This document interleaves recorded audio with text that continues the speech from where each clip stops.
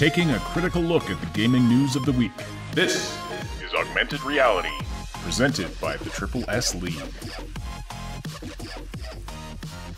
What's up, everybody? Welcome to the Augmented Reality Podcast, your source for news, leaks, and insights about games and the gaming industry. It is December 14th. This is the Friday edition of the show, and we are just rocketing toward Christmas. Wow, not a lot of time left, so hope everybody's ready, and hope you have a great holiday coming up here. Christmas shopping, right? I'm sorry, say that again? I said I still have time to do my Christmas shopping, right? Well, depends. Are you actually going out into the fray, or are you going to shop online? Either way, you're cutting it close right now. But anyway, this is the Friday edition of the show. My name is Asheninity, and that other voice you just heard was the Cybsidian. How are you doing today, sir? Pretty good. Getting a little bit better, so that's always good. You've been constantly improving. Well, improving is a it's a narrow word, which may holding steady is more like it, and so yeah. But well, you've been sounding a lot better lately, and that makes me really happy. That's really good. I think it makes everybody else happy too. I know there's a lot of people out there who have been concerned about your health, and so we appreciate all the thoughts and concerns there. But yeah, we're definitely seeing improvement in Cyb, and that's fantastic. Anthem? It does make me a little bit more bitchy as of late, so I apologize if I've been more bitchy on the Discord recently. But there's a really good point that I wanted to bring up before we get into our main topic today, and that's something that I heard, which he's a fairly kind of interesting voice online. He's more of a streamer than he is a YouTuber.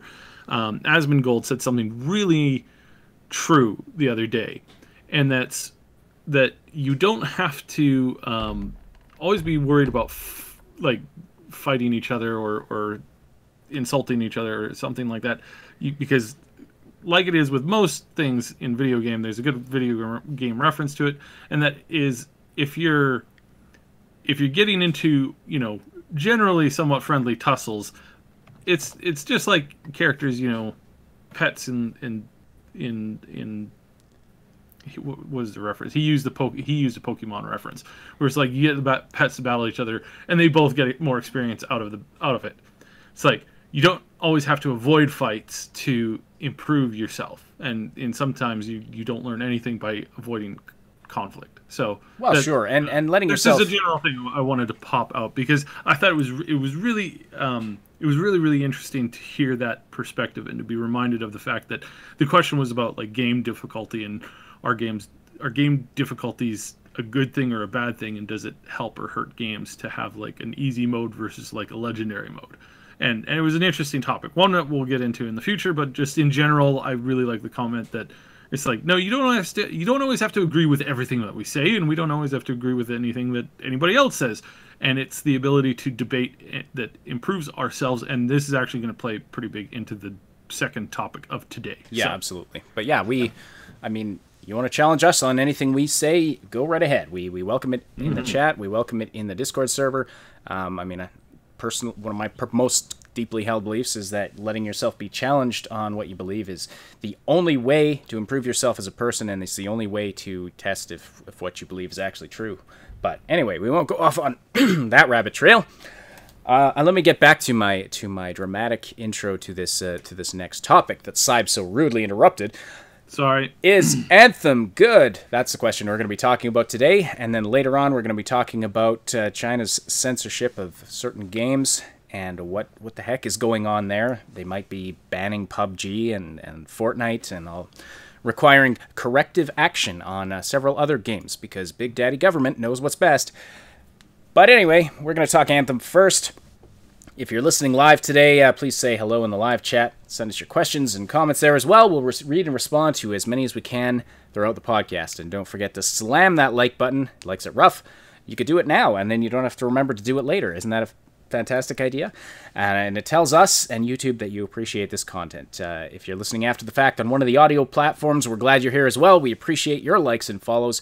I definitely recommend checking out the Triple S League YouTube channel. You get the podcast live, which allows you to get the latest info sooner. Hey, Trikiran, Overlord 580, Whisper 803, Dead by Default, and Rave all in the chat, plus I see a number of others of you listening out there. Hello to all of you as well. And we're going to jump into the Anthem topic now. So there was some new Anthem gameplay released. I'm not sure if it was yesterday or this morning, but anyway, we found out about it this morning. So there was a live stream done by some of the devs of Anthem, and it was on. They focused in on the gear and progression in the game, and also answered a lot of questions. I haven't had the opportunity to check out a ton of that stream. I've seen some of it, but Saib watched it, I believe, in its entirety, and there's some good insight there. And so it's led us to this question: is Anthem good? Is it actually looking like it's going to be really good? Even just before we went live today, I had somebody, a good friend of mine, on Discord, just saying, I think she had seen the podcast topic, and she was like, is it just me, or does Anthem look like just a Destiny clone? And I said, well, it certainly started out that way, but as Saib has mentioned before, it's changed a lot in the past year. So, and I need to reiterate this because this was one of the things that was confused in some conversation this week. Anthem started out as a Destiny clone, and they were cloning it as much as they could while keeping some light similarities due to the fact that they developed it, and there's that just happens normally, to Mass Effect. This is not up for debate. This is pure fact. This is what they stated. This is what the internal memos stated several times. This is what the general consensus of the direction of the game was and is and has been from the beginning, was to offer a direct competition to Destiny. And in order to draw your content, or to create your content in a way to compete with something, it needs to be at least in the similar vein or in a similar construct to the thing that you're trying to directly compete. If they were creating a competition on another game or a different game, they would have done a different game. In fact, they have many times. Activision owns Blizzard, which publishes World of Warcraft, and EA and Bioware actively created the Old Republic, which was to create an MMO that basically challenged the king of the hill, so to speak, in what was WoW at the time. They didn't do a very good job on that, and they failed on a number of fronts. A couple other fronts they did really well on in that one particular game. But this is not the first time this has happened, and I really need to iterate this.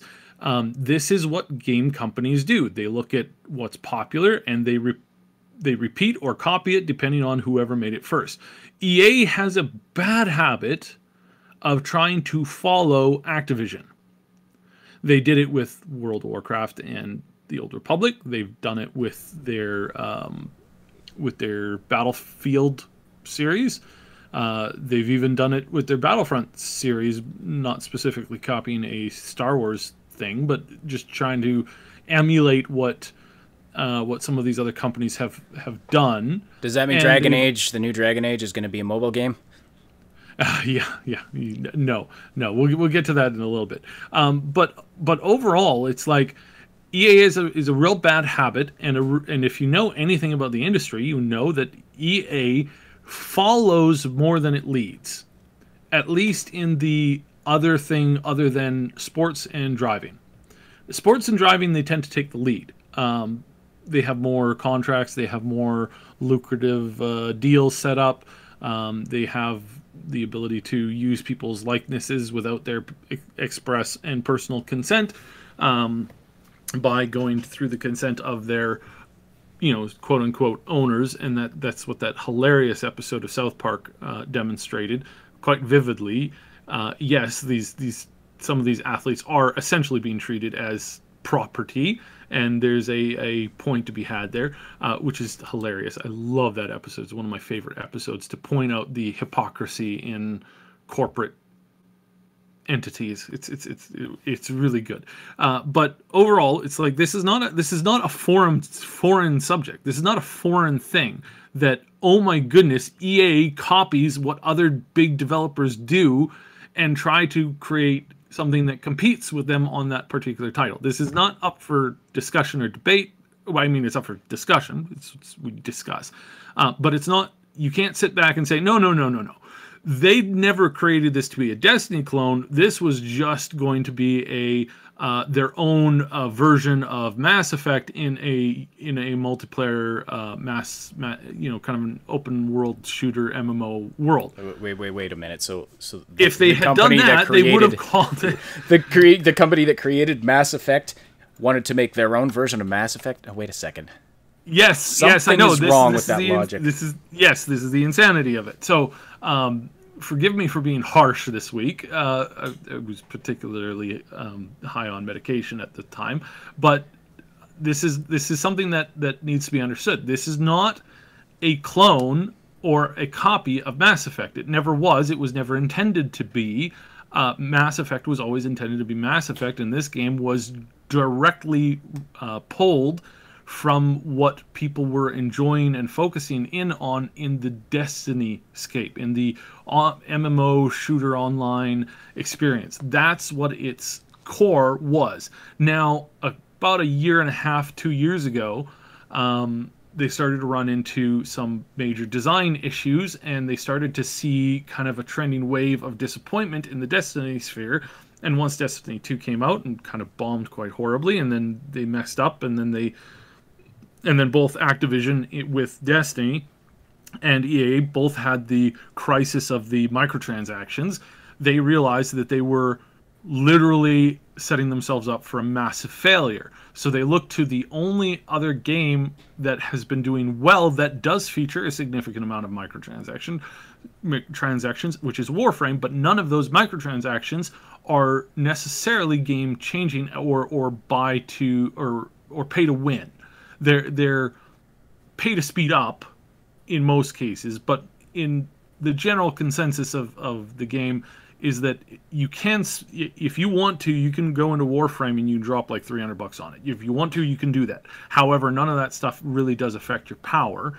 It lets you get your hands on frames and a couple other things a little bit faster, but there's no real direct emphasis on direct power in that way.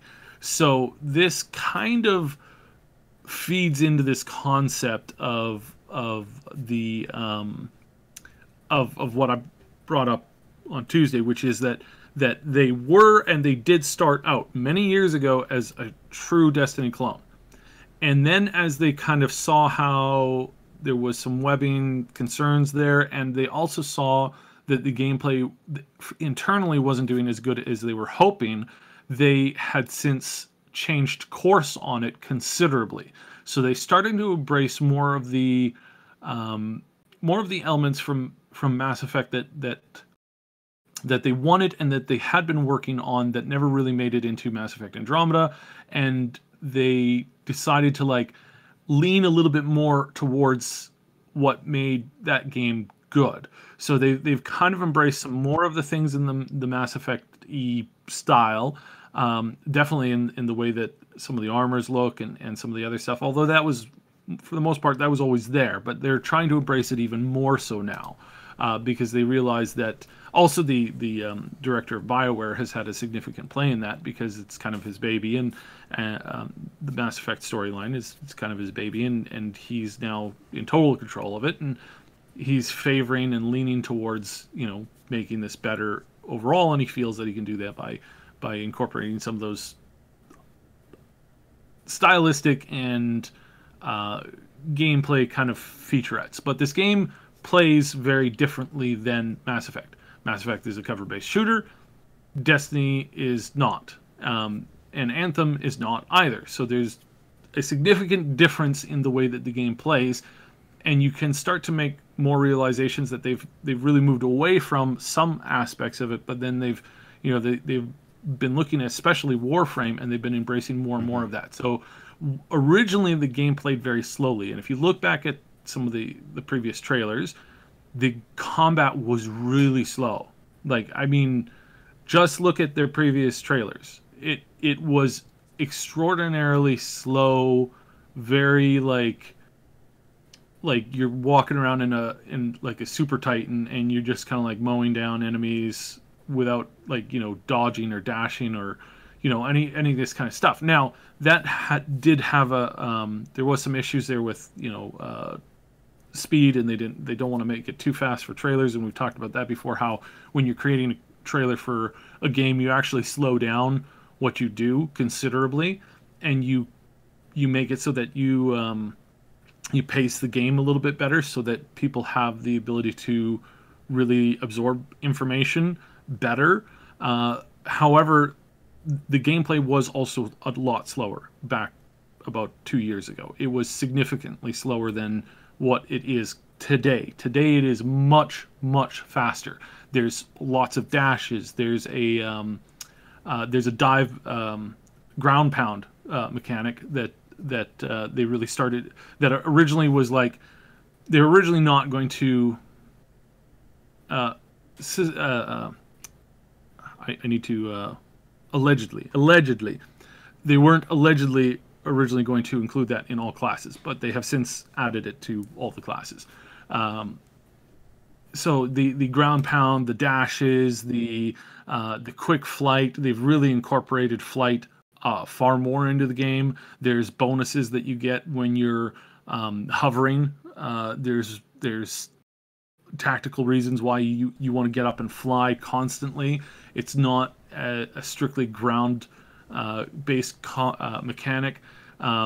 So that is unique, and that is unique to both Destiny and also to Warframe. Warframe, they do have some hover mechanics and they do have flight mechanics, but it is in a different mode than the ground combat. So when you are in a hover mechanic and you get your wings and you can fly around, that is in a different combat space than the rest of the mechanics when you're walking around on the ground using different weapons. So when you go from one aspect, when you go out of an airlock and you're flying around in space, or when you're in underwater, there's a different mechanic there than when you are on the ground running around shooting with your bow, slicing with your weapons, that kind of stuff.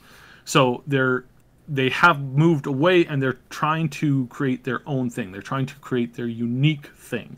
And uniquely, the way that you can engage combat now is you can engage it vertically. You can engage it like you normally would in a regular shooter, horizontally, so to speak. But you can also go vertical now too.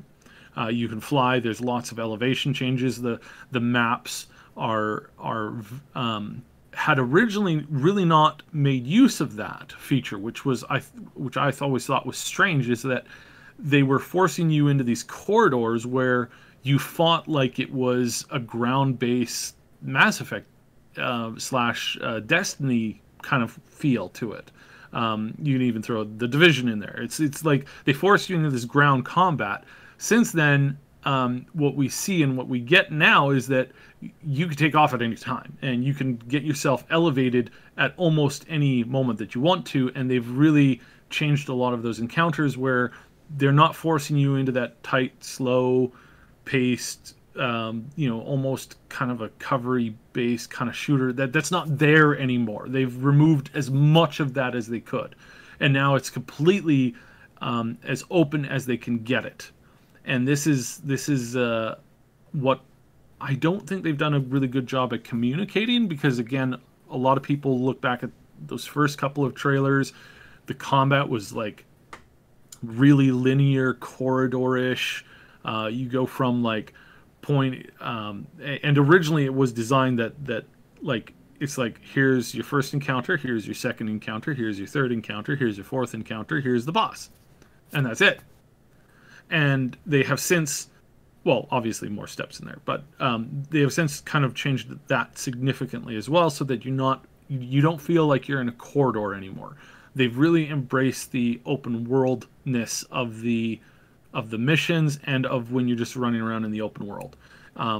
There's still some of the quote unquote dungeons, and I really have to use quotes in there, where it is a very corridor-ish kind of feeling, but that is basically been reduced to just a handful of those quote unquote dungeon experiences, or storyline experiences where you're going to have a narrative of like, you need to go do this. but they have allowed you to have a lot more freedom in that. And like I said, this is all the changes that have happened if this game had released 2 years ago, which it would have felt almost exactly like a Destiny clone, with not very much aerial stuff at all. But now they've embraced that feature. And the other thing that was really big today, which we talked a little bit about last week, and there was some general confusion on that was loot. So in the beta, there was no looting. There was not a lot of information that was out about that. Today, that information has now officially been put out.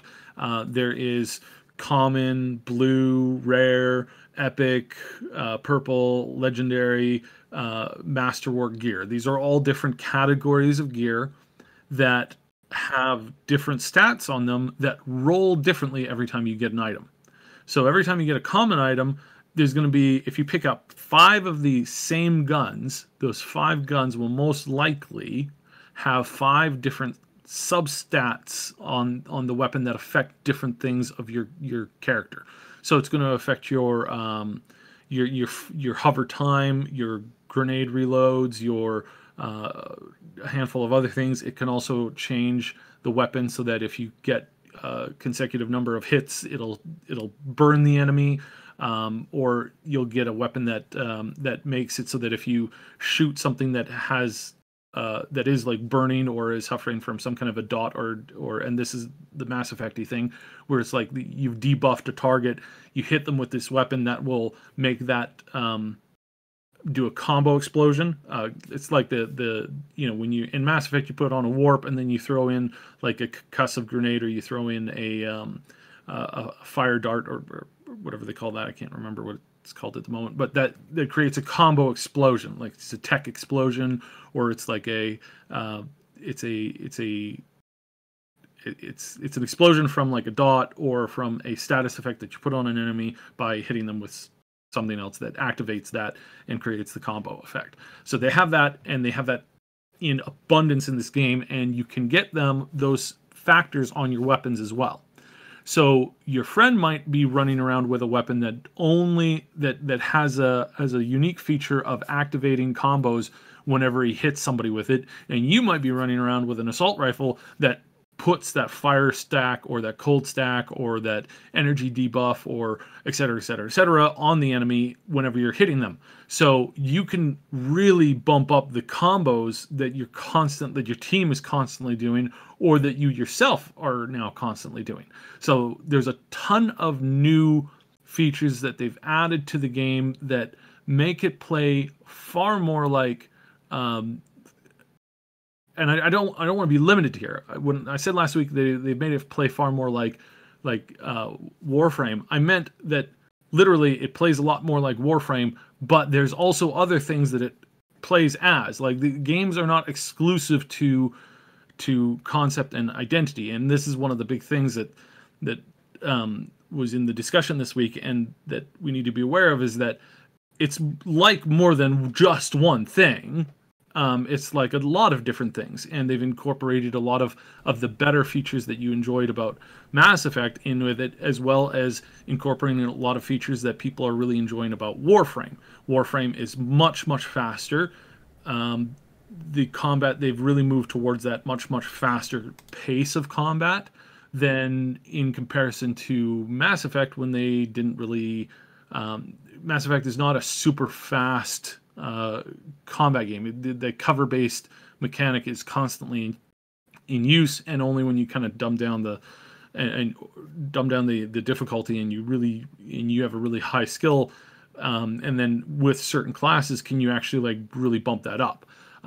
As far as the speed goes, like we're talking like Vanguard and Soldier are two good examples of that. I love the Vanguard's charge ability, but there's still some abilities that aren't really there, that are indicative of straight up Mass Effect play, and so there are some stuff that is not a direct comparison of that. So what to answer Cheddar and to answer some other people in the comments here, what this game is now coming out to be is its own thing, and it is less of a clone or a copy of something else. Mm-hmm. And I guess I didn't put that into a clear enough context for last week, or for the last podcast, and that is that this game is now its own thing. It's not a direct copy of one particular thing. It started out as basically a carbon copy of Destiny with its own like little features here and there, but it was basically just Destiny 2.0, or not even 2.0. It was like 1.5, and they kept. They stayed on that for way too long, and it's only been in the last like 2 years that they've really shifted away from that, and they've embraced being their own thing. Spoke with some of the some people at Bioware, off the record, of course, and they are reiterating once again. I've mentioned this a number of times, and they still stand by this, and I'm reporting this as they say it, not as I necessarily believe it. The word from the devs, and I'm not talking the higher up devs, I'm not talking team leads, I'm talking regular Joes, the guys who spend months and months and months working on one or two basic things in the game, and on a team working on the weapons or armor or mapping or whatever, but they still get a chance to get in and play the game, and they're all saying the same thing again. And I brought this up a couple months ago, is that they believe that this is one of the best games that they have put out as far as gameplay goes. And as far as gameplay goes, they feel that people will really, really, really enjoy it because it's really, really, really fun. That's not a direct quote, obviously. That is a compilation of quotes from Bioware staff. That they believe that this game has... that it's its own thing now. It's not a carbon copy of any game that's out there right now. They've certainly embraced more of a faster paced, more of a feel from some games that are out there. But they're not saying that it is, or that was always their goal to copy some other game. It kind of was in the early stages, but that was kind of a hey, we want. That was EA saying, hey, we want you to make a game that competes with Activision on this front. That was kind of like what they were charged with doing, but since then they have made this thing their own thing. And so whether it's fair or not, I think the game is going to suffer in its reception from that. I mean, people have had that picture in their minds of what this game is for a long time now, and it's going to be it's going to take a lot to get people to change their opinion of what Anthem is, what Anthem looks like. And we see that in the live chat right now, but we see that sort of in general. It seems like the reception to this, it's not that the reception isn't good, it just seems like there's not a ton of interest. Yes, and that's the biggest problem. So what they've been doing, and we spoke about it last on Tuesday, is that they are doing an open beta for everybody to have access to. And they really got to nail this thing. Like, they really have to nail this open beta. They are they're putting in a ton of extra effort and a ton of extra resources to hopefully avoid any of the server issues that they had in the last beta. Only like the numbers again, which are not a pure quote from anybody in particular.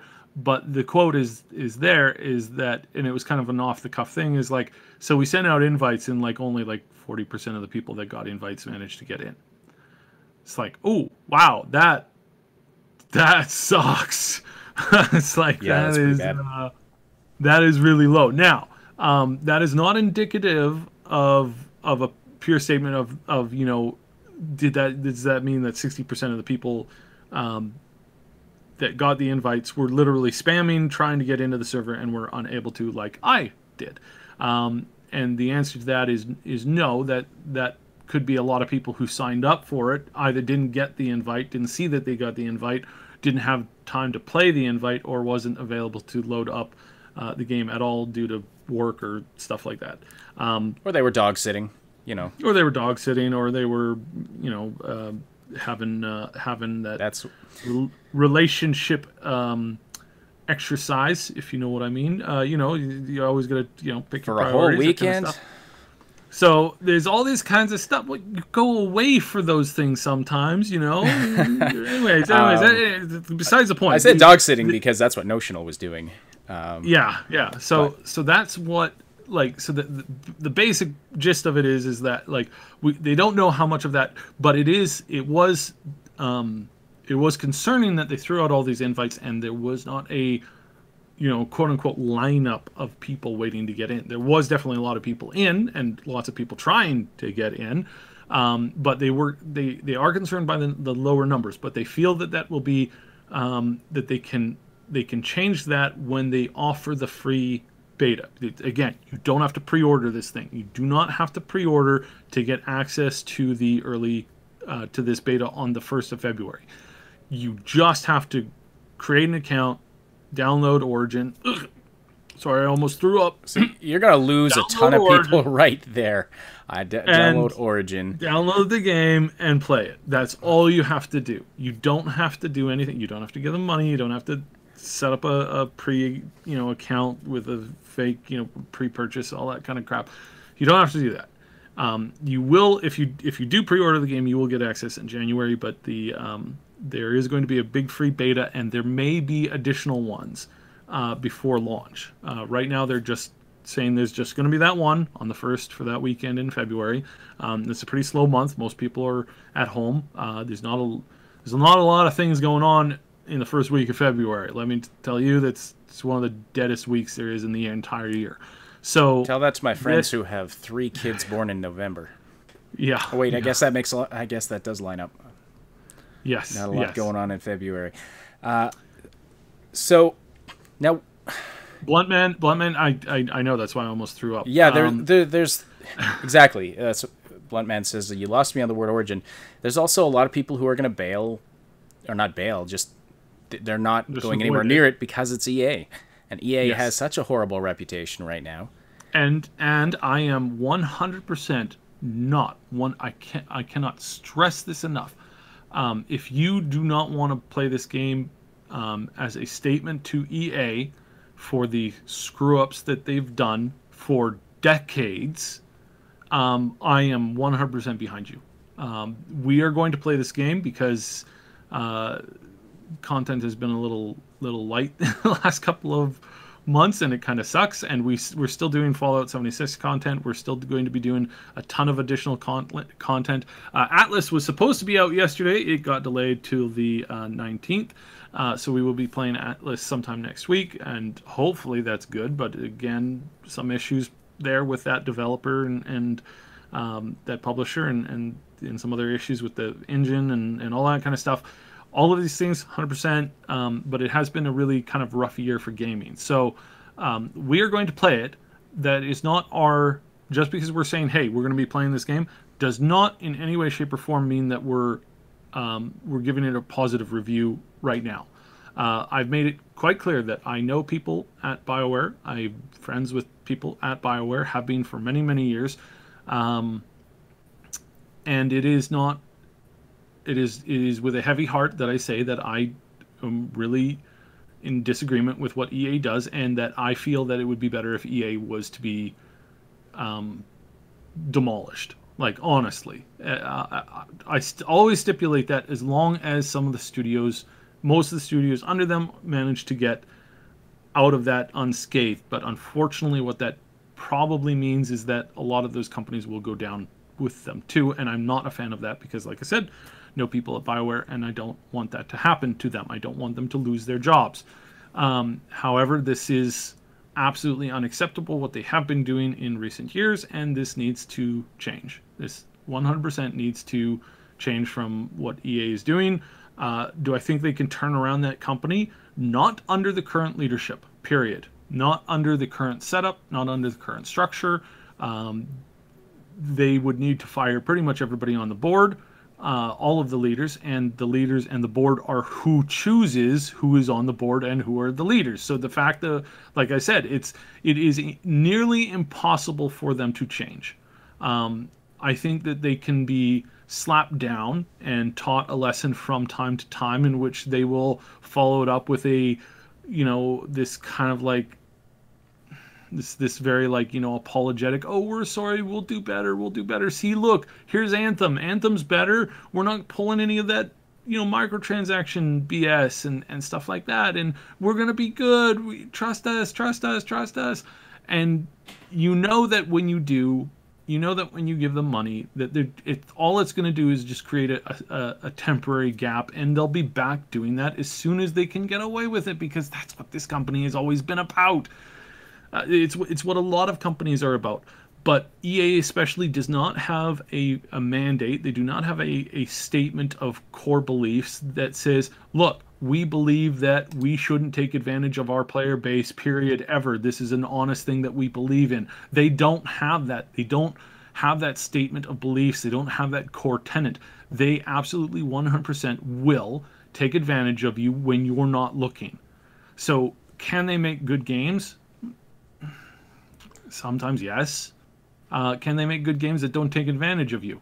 Well, you got to watch them like a hawk, and you have to constantly be on them. It's like when you're training a dog, and every time that you're putting out a snack or a treat, and you're trying to get the dog to, listen, or to perform a trick, or to, to perform an action that you're actually like training him for something, whether it's like, being a helping dog, or like a police dog, or a bomb sniffing dog. Like there's rules at which like you want the dog to behave so that you can teach it to do what you want it to do.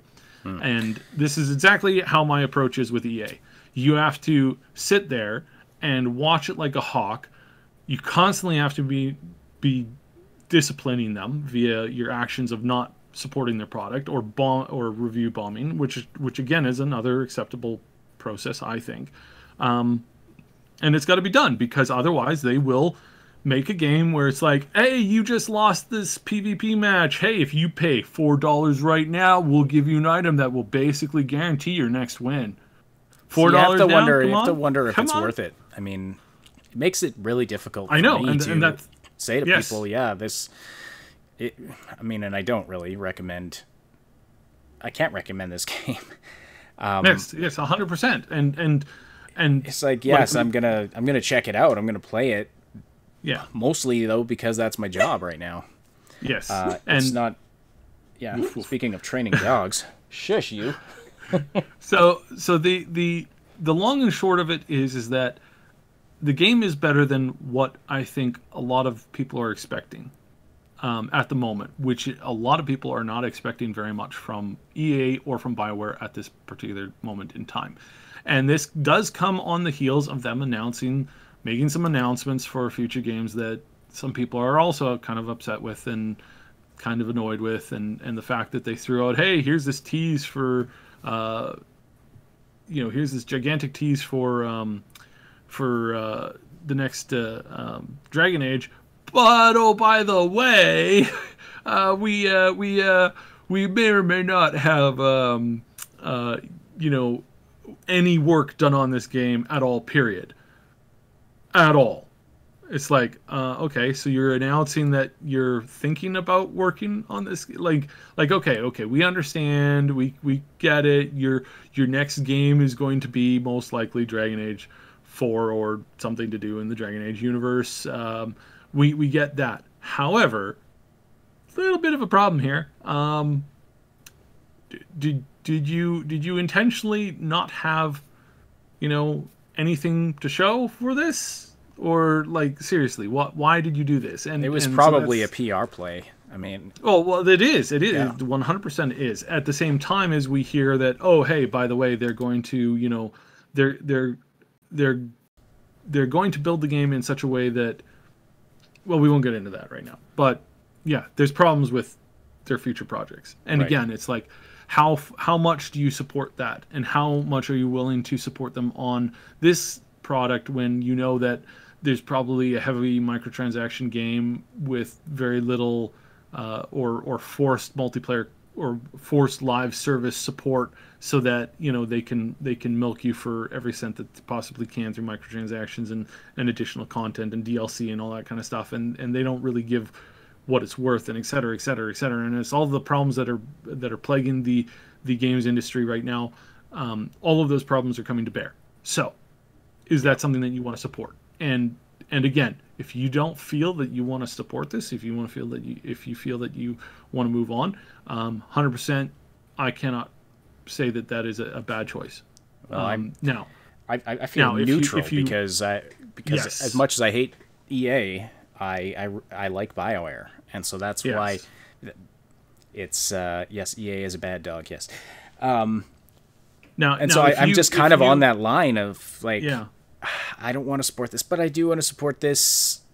But is it because I have nostalgia for a Bioware of days gone by that no longer exists? I guess is the question. Now this really boils down. Is Anthem good, and is it something that you can support? To that, I say that the company is still filled with a bunch of people that are at their heart traditional old school gamers, and they are as upset as you guys are about what's been going on. So much so that a lot of their more senior friends and some of their other core people at this company have left in recent time. However, they are also there pressuring the company from within, saying, look, we need to get back to our roots. We need to get back to what makes games good. We need to make good games if we want to win Game of the Year. What a novel concept. It seems like that is what they're trying to do. Yes. With Anthem. They're trying to get there. Right? The question is it going to be enough? Yes. And so I have to reiterate, there is this strong component within Bioware Edmonton, Bioware Austin, that they are pressuring the company from within to just focus on making good games, and to stop, the when I say political nonsense, I mean political on all brands. That's a multi-tiered. There's all kinds of politics that are affecting games. There's politics of finance. There's politics of morality. There's politics of conceptual thought. There's politics of actual like normal politics, for crying out loud. All of those things, all of those types of politics. There's a lot of people saying we don't think that you should be doing any of this because this distracts from you making an actual product that you can focus in on when we're constantly having to check ourselves for all this other stuff. So like I said, again, entirely up to you, but know that it's not. Know that they're putting solid work into this game. That I think, as it currently stands, most people who are a fan of good gameplay this game will have. Story, we have yet to see that. And we have yet to see that because they've been very, very light on the story, aside from the big bad who, what did I say the other day, looks like a Saturday morning cartoon villain. Something like that, yeah. Really? Yeah, it's like that's the big bad. Okay. Okay. So again, as far as gameplay goes, gameplay right now is looking pretty good. Is honestly looking pretty good. Story, microtransactions, DLC, future content, the number of frames, aka chassis or classes, whatever you want to call it, pretty light at the moment too. They do have more coming, but it's honestly going to be a ways down the road, and it's not going to be as frequent as Warframe. It's not going to be as frequent as League of Legends, or hell, I don't even think it's going to be as frequent as Overwatch. We might be looking at like a new character class once every 12 to 18 months tops. So that aside, so that's where it's at. Gameplay right now, personally and professionally, and contact wise, all the stuff that why you come and listen to me, it's all looking really, really solid. Gameplay, story, we don't have enough information on that yet. They've been keeping a lot of that stuff pretty tight to the chest, and it has significantly changed in the last 2 years. So I can't comment on that and give you an appropriate summation as it currently stands, because I know that there's been a lot of changes, and I'm not aware of those current changes, and they have been keeping a lot of that stuff pretty close to the chest.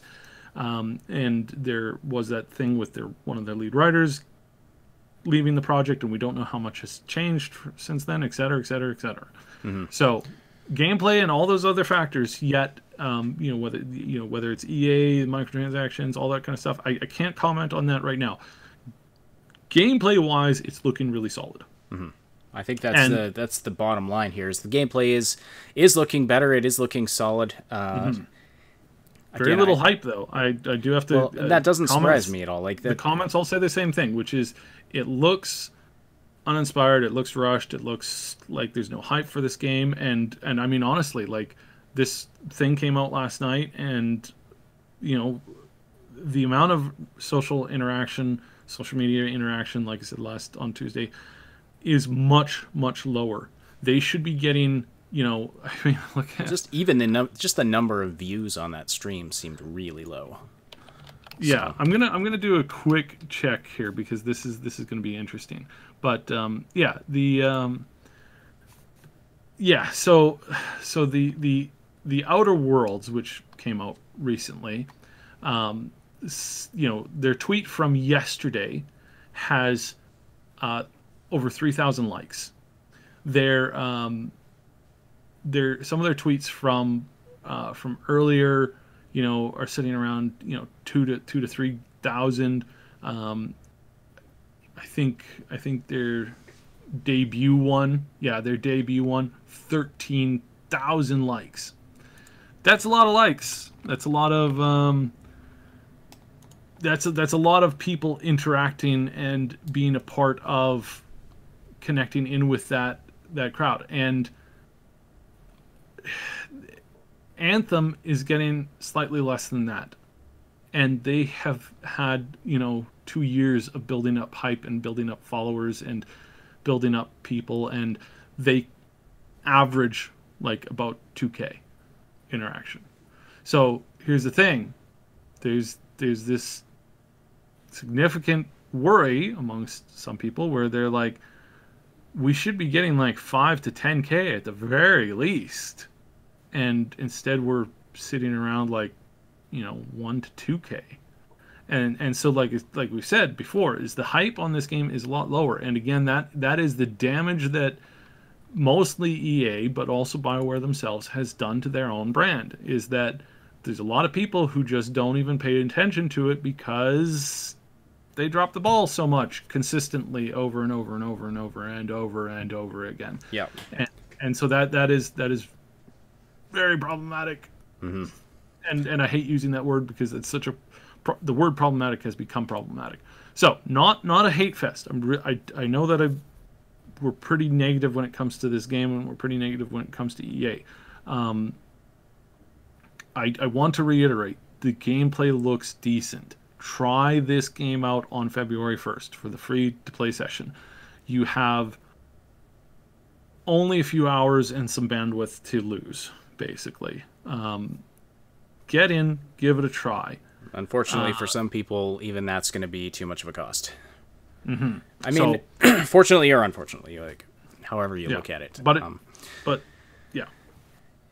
So anyways. Bluntman put in the comments, conditions for downloading the game are unacceptable. Not entirely sure what you're referring to there. I think he means the Origin thing, probably. But there's also something in his message about Pillars 2 and Obsidian.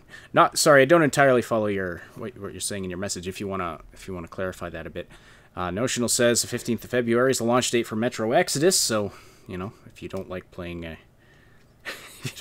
Anthem on the 11th, then there is at least something else coming down the pipe. And actually, I'm pretty stoked for Metro Exodus too. I really look forward to seeing what that's all about. Yes, let's and see here. That did come out today, and that was I was pretty stoked to see that actually. That was. Rave says I'm more hyped for that shark RPG. Yeah. Yes, that is funny too. The David VG. Oh, and this made me I just wanted to go back to something Rave commented earlier, and the David VGS is saying it kind of feels like Andromeda, and Rave was pointing out similarities between Anthem and Andromeda as well. There definitely are some similarities. The saying it wasn't trying to be a clone of Andromeda or trying to be a new Mass Effect. It's not to say that there aren't similarities between the games. There definitely are similarities. There definitely are. Yes, but I mean, to say that, like, I mean, when I say that, when I say yeah, the similarities are not as much as, you know, this or that. I'm saying that because, I mean, you know, you have similarities to this game than you have in the original Doom, for crying out loud. It's like it's a shooter game. Like, you point a gun at enemies and you pull the trigger. Well, yeah, but I think he's talking about some very specific similarities. And yes, and so I have a tendency to kind of like ignore that and say, well, of course there's generalized similarities, but I'm not going to be talking about that, because then we'd be talking about like the similarities between this and every other game where there's, you know, enemies plus guns plus ammo plus you. It's like that's an eternity of a list. But I suppose I should have been a little bit more direct when it came to the tie-ins for Mass Effect E. But we've also discussed that before multiple times. I mean, we discussed when Andromeda came out. It's been a while since we discussed several times how there was content in early Andromeda that was supposed to be there that wasn't, and some stuff was held back because the other studios kind of withdrew supporting the Montreal studio, and they decided to keep some of that content for themselves, which again is, I mean, if you're in a job where you're constantly having to cover for your coworker because they're bad at their job, that coworker is ultimately just going to end up getting you or people around them hurt by their lack of skill at their job. It's one thing to help somebody who's, you know, lagging behind or having a difficult day. It's another thing when you're constantly, and that's what really happened with Montreal Bioware, is that they just consistently dropped the ball. Every single month they were dropping the ball, and after the first, like, you know, 18 months of this, you know, some of the other studios were more than willing to help a little bit, but it's like, dude, we've been like, do you just want us to make the game for you and then to give you all the credit and praise? Like you know, and that's where the line is. Bluntman, you were talking about the Forgotten Sanctum for Pillars of Eternity. Deadfire 2 came out today, or sorry, not today, yesterday. Solid expansion, really enjoying that. Bluntman's got quite an impassioned comment here. I'm sure the game will be good, but I will never, ever buy anything from EA. Even if the game is free, I won't play it. Yeah. And so... Totally understand. Well, a lot of people seem to be echoing that sentiment. And we're going to move on from this because we've already gone for too long on it already. Yes. But absolutely, Rave, you got Mass Effect Andromeda for $8. Wow. Yeah, that seems to be the general sentiment, at least among our audience. There really hasn't. I don't see anybody in the chat saying, "Yeah, I'm interested in checking this out." So I mean, maybe we're covering the wrong content here today. Or maybe then that means that none of you guys will be playing the game, so you're all going to be available to watch us play the game for a few days. So that could be what that means too. On top of that, we do have a couple other games coming out at that time. We've got let us know what you think on Division 2. Division really screwed up the first time. It got a lot better, and these games tend to do that. It's like all these online service games, it's so maddening. It's like yes, okay, all right, fine, that you know, I get that. By the way, Bluntman, did you notice the in the Forgotten Sanctum, did you notice the basic, like, the wink to Neverwinter Nights, the original? Yeah, that was that was good. There's a little nod in there. There's several nods in there, but that's one of my favorite nods, because the original never. Speaking of good but past Bioware games, that was an excellent one, and I'm really disappointed. Anyways, moving on. Yeah. I just want to say we love seeing everybody so active in the chat, and if you want to keep the conversation going after the live broadcast, we welcome you to join our Discord community. You can find the link in the description below. It's a place where you can chat with us and Triple S fans about all the things we love to talk about, stay up to date about everything we're doing here at the Triple S League, And you can also tell us what you want to see on the channel. What games do you want us to talk about? What news do you want us to discuss on the podcast? What games do you want us to make videos about? We definitely we want to make content that makes you all happy. So definitely let us know. There's a content requests room on the Discord. Chat is telling us now, it's still interesting to hear about all this, even though you guys aren't terribly interested in playing Anthem. Well, that's really good to know. So I'm glad for that. Glad you're enjoying the show today. The Last Night, yes, that's definitely one we're going to be looking at. We've been looking forward to that one for quite a while. That one looks amazing. And actually, on that note, Droblet asked way back at the beginning, haven't forgotten, news about Witchfire. Do we have anything on Witchfire? I know I'm asking you off the top of your head, but do we have anything new on that? I will check my notes and see what I can pull up. But yeah, let's move on to the other topic, and we will talk. Okay, we might update you with some Witchfire stuff at the end after Saib takes a quick look at the newest information on that. All right, so now we get to talk about China and game censorship and what's happening there. So now there's a question you asked me this morning, which I answered, and I feel like I should answer just generally, because there was a lot of people saying, so there was this list that kind of leaked out with the lists of things that were problematic or things that they had issue with, and there's been a bunch of people saying, this doesn't make sense, why would they put out this list? Obviously this list isn't indicative of their ban list, it's maybe just made up or blah blah blah blah blah.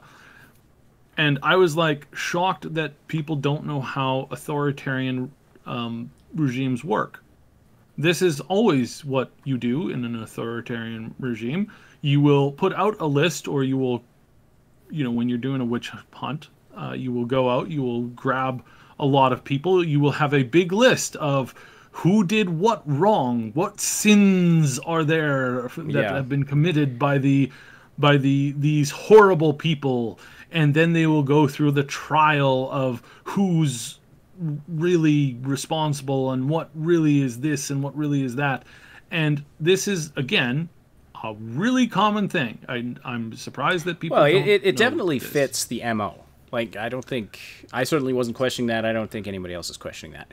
But the question was... But the process as to why this gets out ahead of time is so that certain people and certain groups and certain companies can contact certain members within certain areas of this party and say, hey, I see that we're on the list there.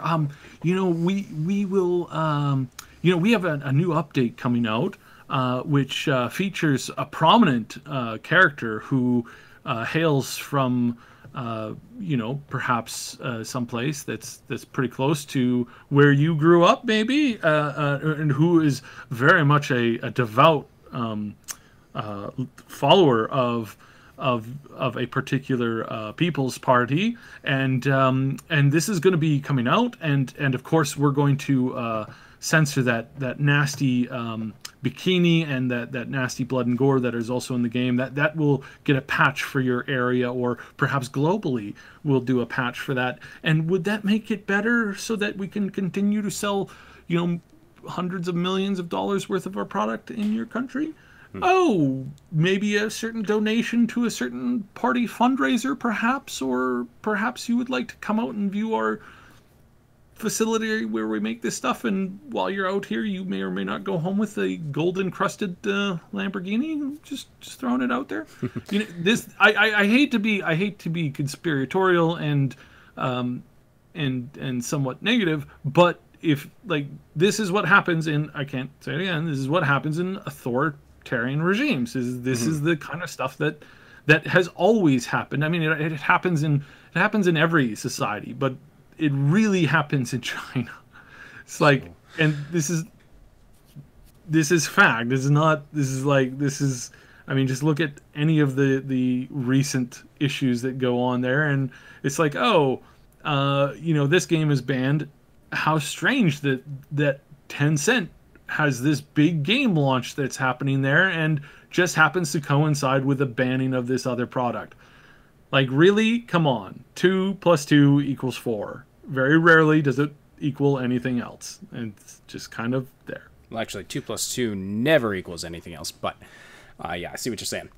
So let's lay the groundwork of what's actually happening here. So in December, China established, that's this month. So earlier this month, China established an online gaming ethics review committee of some kind that is supposed to assess sort of ethical risks of online games that are developed outside of China and aren't subject to direct regulation by the Chinese government, because, everything's got to be subjected to direct regulation of the Chinese government to make sure everything is pure and sanitized and, praises the dictatorial regime that is in power there and, doesn't contain any ethically questionable content. And we will get into a little bit of what they consider to be ethically questionable content in a minute, and prepare yourselves for face palms and massive eye rolls, so you might want to take the Advil now. So, a list of 20 popular online games was released on a Chinese gaming forum as reportedly the first batch of games that was examined by this committee, and there's a bunch of bans, and then for a number of them, this board has apparently recommended corrective action, which just sounds so derogatory to me. It's like, what are you talking about? Corrective action is we always... require corrective action so that you conform to our the superior ethics of our oppressive regime. I don't know. This whole thing just is for somebody who really enjoys freedom and sees it as a very important thing. This is offensive in some of the worst ways possible.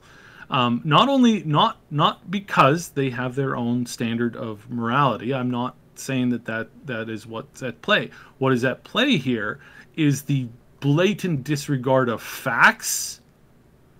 One of those listed was Fortnite for quote unquote blood and gore, was it not? I'm not sure if you've played Fortnite recently. There was a funny comment. There is no blood and there is no gore, and strictly speaking, as far as the actual lore of the game, in the Battle Royale, there's no death either. There's a funny comment on this Reddit post about it. Damn, Fortnite will have to take out all the blood, gore, and vulgar content. It won't be the same game without it. Like where is there blood? There's not even blood. You shoot somebody, they don't bleed.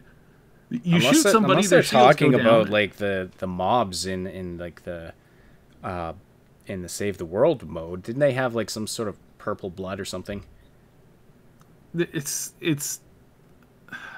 don't know. I mean, it's ridiculous. I'm not saying it's absolutely ridiculous. It is ridiculous, and it 100% is showcasing. And then again, it's like I'm not saying 100% that this is exactly what has come out, but I'm pretty sure that this was leaked intentionally, and I'm pretty sure due to the fact that we can see who has deleted what comments on what Twitters from certain big companies and organizations as to whom has received a copy of this, probably in advance, and they're probably again waiting there saying, so if you want to continue to sell your product here, you might have to pony up and give us some changes that we appreciate, and or pay a significant tax to a certain government body. It's like, again, this stuff is really normal, but the thing that is the most disgusting is that a lot of this is blatant lies, period. Well, we're going to go through some of them right here. But there is no blood and gore in Fortnite, and there's no,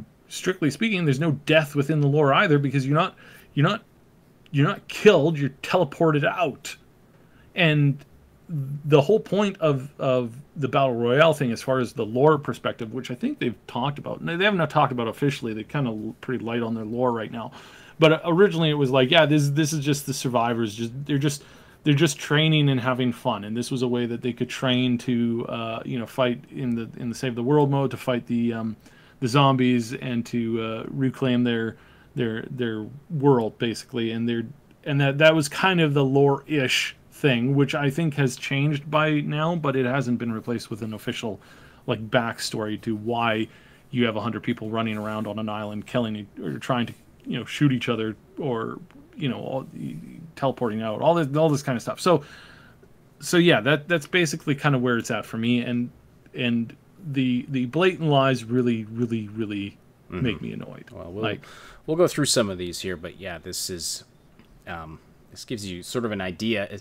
I mean, like, I should say that this list, it appears to be preliminary, not like a final ruling from this ethics board.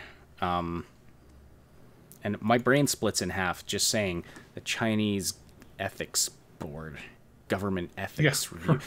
For a country that has one of the worst histories of human atrocity in like I said, in history, I think I'm just gonna call them the Gaming Censorship Committee from now on. Yeah. All right, so let's look at a few of these. Arena of Valor. I haven't heard of this one, but they're recommending corrective action because it's a mobile game. Overly revealing female characters, rewards given based on rank, and distorted concepts of history and culture. So this is a special one because this is one of the Korean games, and this one also has one of the most frightening ones that I can think of. Rewards given to you by rank, which means that if you do well, and the better you do, because there's an arena ladder system in the game, and every time you fight to earn your position, like Hearthstone, like any other arena tournament thing, it's like the higher you place, the more rewards you get.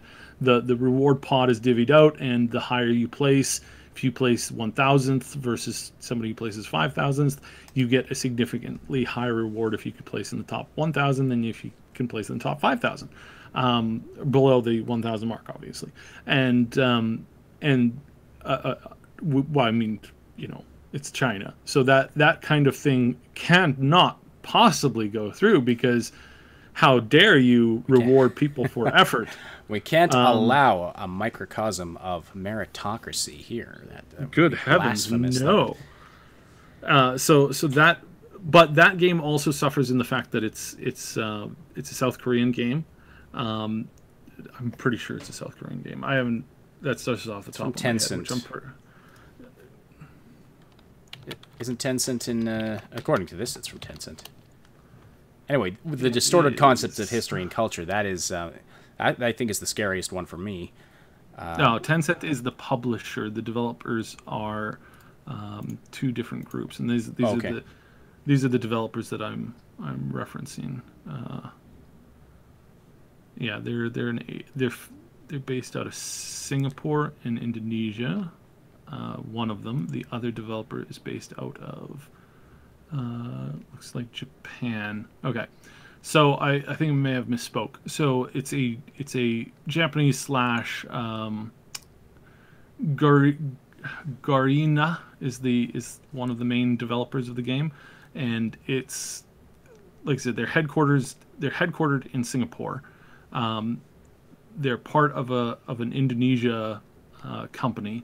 They are publicly traded, but again, this is another one of these things where it's like this. China does not play well with foreign companies. They like to take, they don't support your company wholly and completely unless they have a major stake within the company, and then they're more than happy to play ball. But until they do, they will, they'll do certain things to make sure that the deals are in their favor, and hence the all the insanity of the past couple of months with the stuff. Anyways, so League of Legends also. League of Legends needs a timeout for having overly revealing female characters. Rewards given based on rank. Oh, and I think this is my favorite one here. Inharmonious chat room. What the hell does that even mean?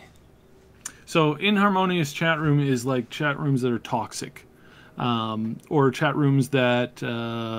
So every chat room ever, except for the Triple S League Discord server. Click the link below. There's a little toxicity there from time to time too, but still, it's like. So what is your proposal for that? There's a lot of people saying they're just going to remove the chat rooms. Because what are you supposed to do? Unless you're going to say, like, unless you're going to implement an AI that somehow detects inharmoniousness. And who knows what that means? Inharmonious to what? Inharmonious to the Chinese government's values? People arguing with each other? People being toxic? Like, just get rid of the chat room. That's your only option there, I think. Like, yes, and that's a big one. I mean, now toxicity in games has been there for a while. Who knew that when you get a bunch of angsty teenagers and put them into an environment with some older people and some even more younger people, and then you give them anonymity, who knew that they'll say things that they may not necessarily say in a real world environment, and they may in fact say things that are, deemed or aimed at the process of making somebody else upset. Mm-hmm. Cheddar, thank you. Disharmony is the word I was looking for. Inharmoniousness, good grief. Few others. Blade and Soul, overly revealing female characters, inharmonious chat room. Chu Liu Zhang has those same two. Plus, game missions include fraud. So this was a really interesting one, and a lot of people didn't understand what this meant. What this means is that in certain games you play as, quote unquote, the bad guys, and you steal from one person. That's most likely what this is referring to. I know there's a lot of people who go, I don't even understand what this could possibly mean. It's pretty obvious when you come at understanding the culture.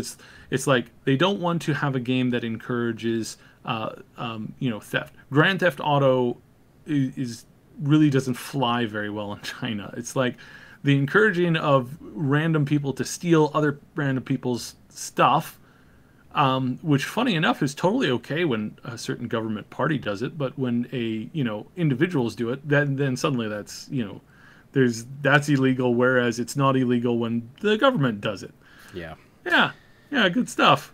Wasn't there a couple of human right complaints that the Chinese government was expropriating property and land owned by people who had it in their families for thousands and thousands of years to build dams and stuff like that, and gave them next to no compensation, and in some cases zero compensation for said property seizures, because nothing is owned by anybody except everything is owned by the government in China. So again, extremely offensive to me on a personal level. Well, and it's offensive to me because it's the government saying, you people, you guys can't think for yourselves. You need us to. I'm not saying I'm triggered. I'm saying that it's insulting to see somebody who's so hypocritical.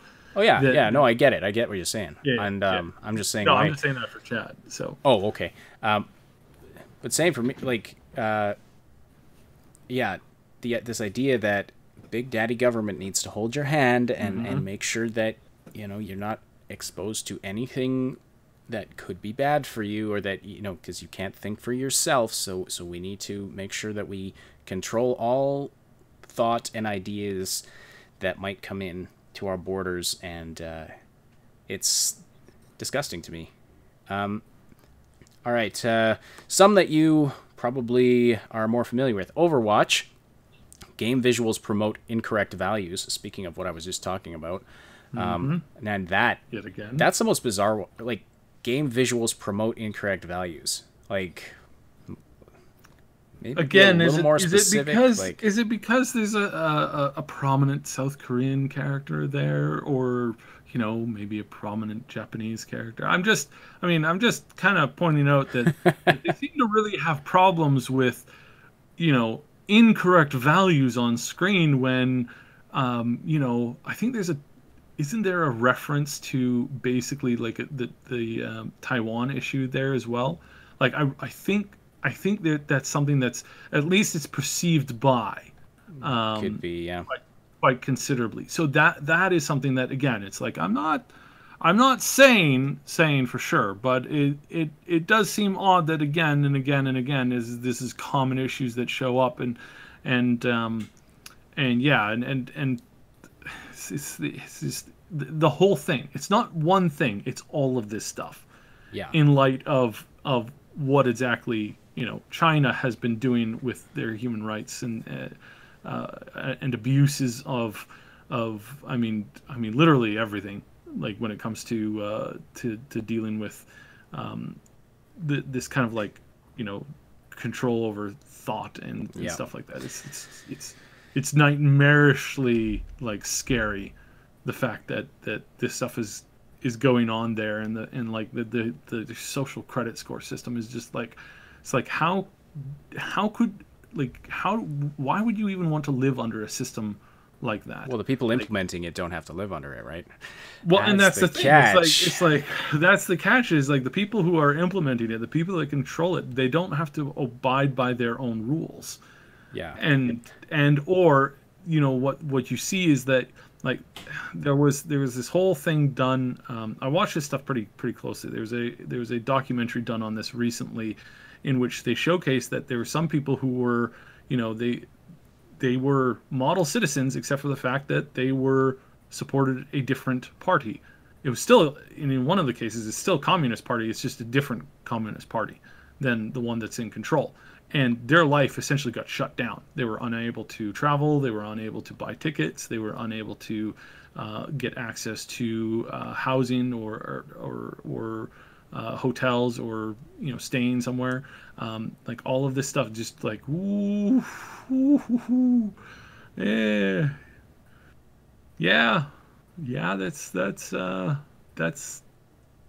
That's very concerning. That's very, very concerning. So these are the games. So Diablo, also in harmonious chat, game missions that include fraud. World of Warcraft, overly revealing female characters in harmonious chat room, and then a number of others where they prescribe corrective action, which I just find to be such a derogatory thing to say. But anyway, again, yes. Then there's ones that apparently are on the thread of being outright banned, including PUBG, Fortnite, H1Z1, Alliance of Valiant Arms, Ring of Elysium, and Paladins, and a number of others. Yeah. Mostly a lot of battle royale games, and again, there's a Chinese battle royale game that's due to come out soon. Just interesting how it comes out at about the same time as this ruling comes out, and it would come out and release about the same time that, again, that the competition that the state happens to have a hand in owning, because the state happens to own a part of this one company. It's just imagine that. That is interesting. I mean, it's a little tinfoily, but it's definitely suspicious. But I think, and Notional touched on this earlier, I think the biggest issue here is, how is this going to affect gaming in other parts of the world? How is this going to affect those of us who don't live in China? So we already saw back in November, Rainbow Six Siege, Ubisoft, Rainbow Six Siege censored the game to comply with Chinese standards, and so they did things like removing blood spatters, changing a neon sign of a pole dancer lady to just this neon hand on the wall. And it's hard to describe when you look at the picture here, but when I look at this, the hand is like horizontal with the middle finger pointed out, as if she's pointing at something. But I can't help but wonder if that was a subtle, like, giving the finger to the Chinese government. I don't know. And also things like removing slot machines, and apparently skulls are forbidden. Yeah. Anything that offends certain sensibilities within a party. Again, that it has, that in the last 50 years has had a direct correlation with a complete absence of any morality. It's like they butchered people by the millions. Like I'm getting political and I don't want to. So okay, what this means? So Rainbow Six Siege did this. So Rainbow Six Siege did this globally. There was a big backlash, and so I think they learned their lesson there. But I think what we will see is that there will be some games who will censor content which they sell exclusively to China. It's probably what I would do under a similar circumstance. I don't want to abandon that generation or the fans that are in China. I want to give them a place to communicate with each other and a place to rally. But if the restrictions are too much, then you just pull out completely. But if the restrictions are somewhat manageable, but at that time you're kind of like you're helping a community to like become more cohesive and to fight back against this stuff, then that's the only time where I would see that as a useful process. But if they make these demands, or if worse, this is just an attempt at like playing favorites or trying to manipulate the company into giving the party in control a bigger slice of the pie or something like that, at that time, that's the point where you pull out and you're like, okay, no, and you make as much of that stuff public as you can. And the process of that is that system cannot abide. You cannot let that grow, because it's cancer that will affect. Like if a company plays ball with this to a point, they'll just encourage it in other countries.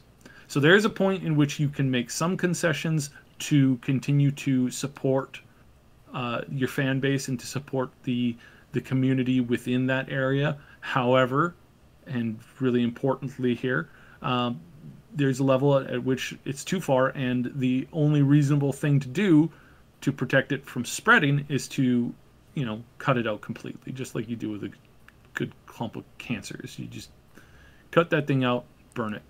And so that's the kind of thing. And it's a very tightrope, and I do not envy anybody who has to walk that tightrope. It is a considerably difficult thing to do in this scenario. And probably what will happen is that you just pull out completely, and that will be probably what happens with a fair number of these. But there might be a handful of people who do make an attempt to parlay, so to speak. And if that's, that could be what you want to do here, but you do not want this to spread. And I caution everybody, like if this is just them trying to get you to include more things for culture or whatever, it's like in some cases you might be able to play ball, but overall, like their goal is to do this worldwide eventually, right? So this is something where you draw a line in the sand and you say, nope, not going here, and we're going to make life difficult for you as much as possible. That's probably the best thing to do. But yeah, you make a good point. If this works, then what's the next step? Other countries are going to step up and say, well, yes, wait, we don't want this in the game. We don't want that in the game. And then we've seen this again. It's like there are some things that, like I said, again, locally you can do that I would encourage. Otherwise, they're like, nudity in Europe is far less of a concern than it is in North America. North America is like, oh my God, funny enough, you can release a game that has nudity in Germany far easier in the past. Nowadays, I'm not as familiar, but in the 80s, you could release a game, 80s and 90s, you could release a video game in Germany with nudity, and that would be okay. Blood? Nope. Head, like, that the head bash where you bash somebody else's head with your head, that, no. Big no. No way, no how. And it's strange that there's a difference between that. Like, boobs, okay. Head bashing, immediately restricted and not allowed for release. So there are some things that... It's like the other way around here. Yes, yeah. There's some things that, like, culturally, it's a bit of a head scratcher, and you go, okay, sure, we'll tweak it for that region, because it's more laughable, right? It's more laughable than it is. I'm just against censorship of that type. No. In a perfect world, no censorship. I can't. Yeah, for sure. I mean, if you wanna regulate, if you wanna say there has to be a ratings board to inform parents or whatever, okay, I'm fine with that. But saying this isn't allowed, you have to change your product to sell it here. I'm not a fan of that. I can understand certain cultural things, but as overall, it's like I'm not for censorship. We got this when we talked about the loot box thing. We warn people and have warned companies, do not push this loot box thing any more than you already have, and you need to scale back on this and listen to your community, because the worst thing that you're going to do is you're going to wake up the tax giant, the corporation known as the government, and the government's going to step in. They're going to take a cut from you, they're going to take a cut from me, they're going to take a cut from every other gamer out there, and that crap is going to stay there forever. Doesn't matter what happens with loot boxes. Do not do this, period. Not encouraging or stating that as that's a preferable thing to happen. It's not, and it's not, period. But you have to understand that is a consequence of trying to grab too much of the treasure. It's like that. It's like the old stories, some of the old fairy tales, where it's like, you find a dragon's hoard or something like that, and you could take one or two things and you're okay, but you try to take too much and you end up getting eaten by the dragon. That's exactly what's going on here. It's like, unless you can slay the dragon, don't start a fight with it. You're not going to win. So companies, stop doing loot boxes, stop taking advantage of your player base, or you're going to wake up somebody who's going to be like, oh wow, look what a nice little shop you have here. It'd be a shame if something happened to it. Guess you need to pay us some money. It's like, yeah, that's going to become a regular thing at some point. You do not want that, period. Indeed. Anyway, that's about as political as we like to get on this show. But yeah, I mean, sorry for it being a little bit. Well, there are times today. There are times when politics inserts itself into gaming, and I feel like it's something we need to talk about when that happens. We generally like to stick just to games and not get political, but there are times when the two overlap. And yes, and this is one of these things where if this is not, like, there's not much we can do about this as a community in general, other than being, informed as to what's going on. And I really encourage everybody to read articles and read as best facts as you can get, on this kind of content, because we need to push back against this, because we don't want this to happen here. Yeah, at very least, I'm really glad that the Rainbow Six Siege community came down so hard on Ubisoft for this and saying, no, this is not acceptable. Don't change what we bought to appease some regime that we hate on the other side of the world. Like, not the Chinese, it's not about, hating when we say, I'm talking about hating the Chinese regime, not the Chinese people, just to make sure we're, it's not like. And again, it's like why talk about this at all? Like, and I'm sure somebody in the comments in the next couple of days they'll ask, why talk about this at all? Because if we let this happen here and we don't make a stink about this, or if you don't resist this, or if you don't make your voice heard about resisting this, imagine what would happen if every single governmental body in the world set up their own ethics committee to review every single game, and every single game released had to be in line with every single ethics company, ethics review from every single government in the world. You know what games we would get? Something akin to maybe a basic form of Tetris, and maybe but no points system in it. No points in it. No points allowed. No points allowed. No high scores. Can't share it with your friends. Can't. Oh, and when you drop that 4-line piece and all of those lines disappear, that might trigger some people. That might cause anxiety. So we can't have that. It's like you don't understand what happens when unlimited bureaucracy has the ability to be unlimitedly oppressive. And again, I'm not, like, I understand cultural differences. I get that. You don't like boobs. You don't like boobs.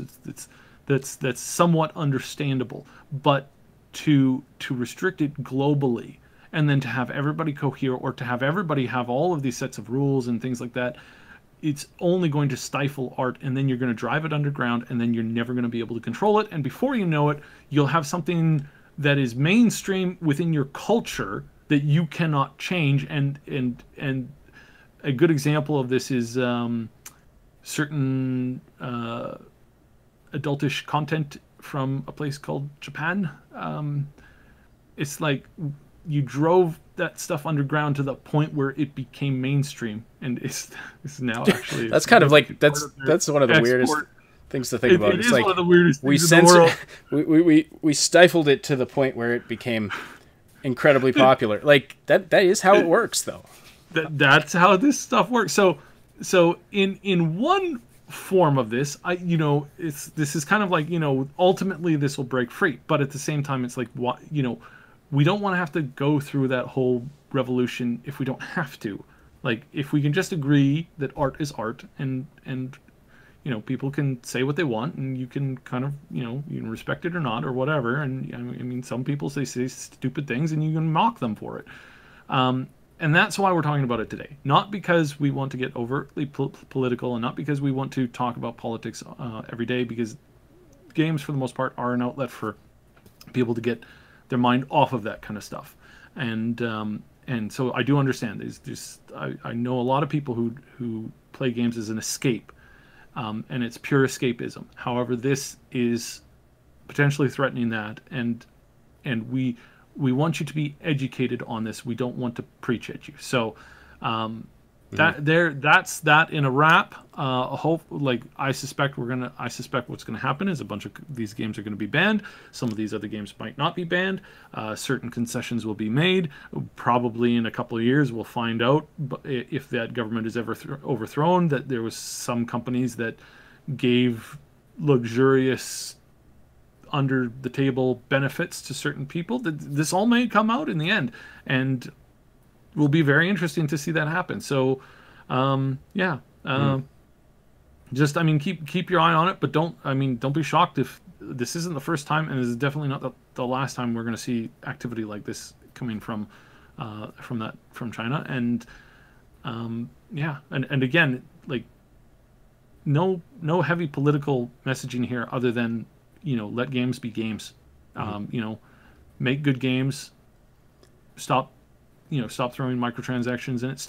As a government, stop trying to control it, because the more you try to control it, the more it will backfire on you eventually.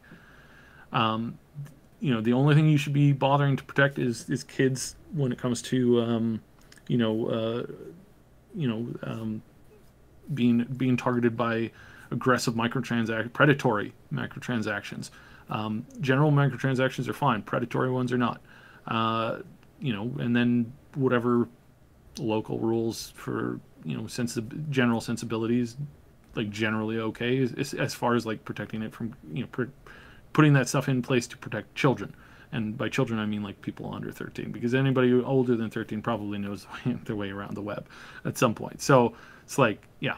So really, that's the only thing. And again, really don't like talking about politics, but today it got a little politicky in this last half. So apologies for ruining your day if you're not a fan of politics.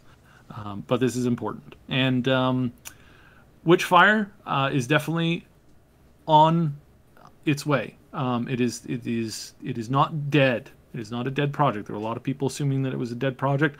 It is not dead yet. It is coming.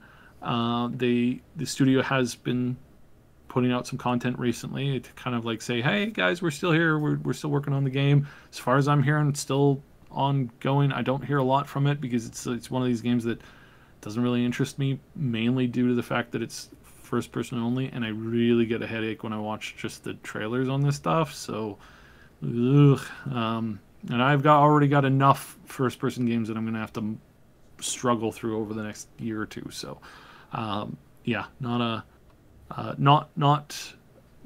following it because I don't like it, just not following it because it's not something I'm super pumped for. But it is a good game, like 100%. Like, this is made by a small studio, indie studio, makes great games.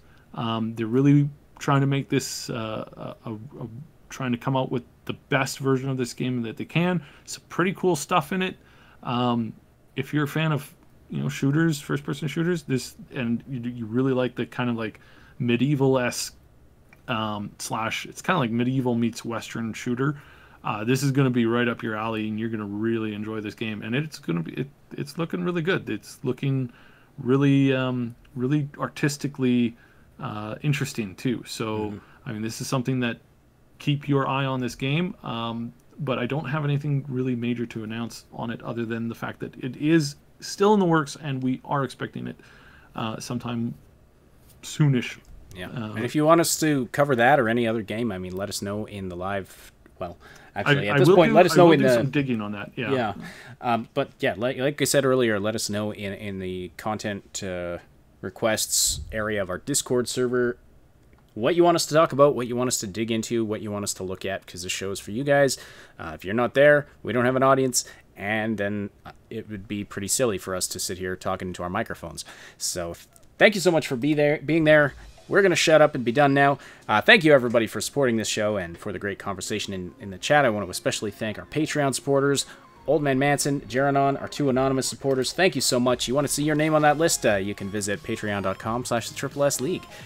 Don't forget to like and sub if you appreciate this bi-weekly content, multi podcasts per week content. If you're listening after the fact on SoundCloud, on iTunes, on Apple Podcasts, thank you so much. And hey, feel free to join us on Tuesday at noon Pacific Time, 3 p.m. Eastern Time for the live show, where you can interact with us and other listeners and be a part of the discussion. It's one of the best parts of the show, in my opinion. The Augmented Reality Podcast is a presentation of the S League. Check out our YouTube channel for game guides, reviews, comedy, news updates, and tons more quality gaming content. My name is Asheninity. On behalf of Cybsidian, thank you so much for listening. We'll talk to you next week.